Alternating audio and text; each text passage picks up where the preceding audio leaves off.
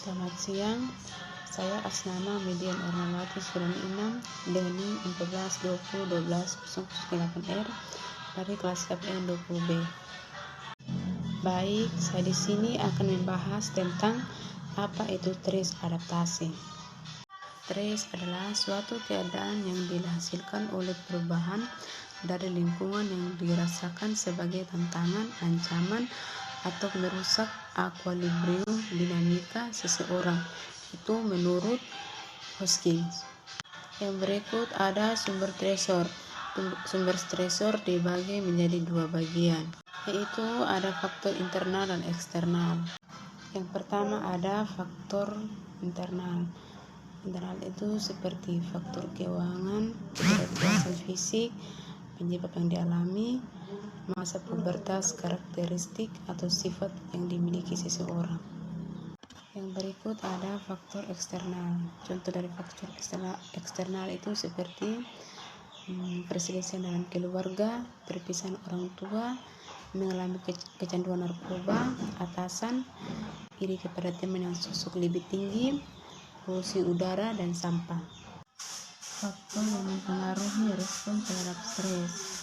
Yang pertama ada sifat stresor, yang kedua durasi stresor, yang ketiga jumlah stresor, yang keempat pengalaman, masa lalu, tipe kepribadian, tahap perkembangan. Yang berikut ada tahap stres. Ada tanda muncul semangat yang berlebihan, penglihatan lebih tajam dari biasa, mampu menyelesaikan pekerjaan lebih dari biasa tanpa disadari, cadangan energi habis, dan timbul rasa gugup berlebihan.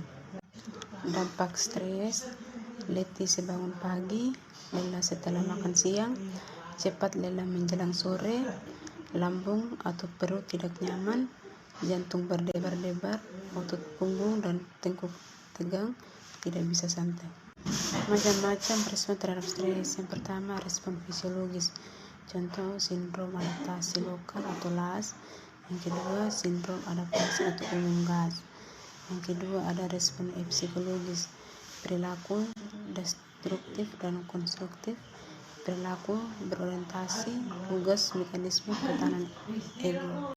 Konsep adaptasi. Adaptasi adalah proses di mana dimensi psikologis dan psikososial berubah dalam respon terhadap stres. Macam-macam adaptasi. Yang pertama fisiologis, yang kedua sosial budaya, yang ketiga psikologis, yang keempat spiritual. Proses keperawatan dan adaptasi terhadap stres. Yang pertama, setiap klien memiliki persepsi dan respon yang unik terhadap stres. Yang kedua, paling banyak menemani klien atau pasien. Apa saja yang mempengaruhi persepsi seseorang terhadap stres? Yang pertama, keyakinan, yang kedua pengalaman, ketiga faktor lingkungan, keempat struktur dan fungsi keluarga, kelima tahap perkembangan, keenam pengalaman masa lalu dan stres.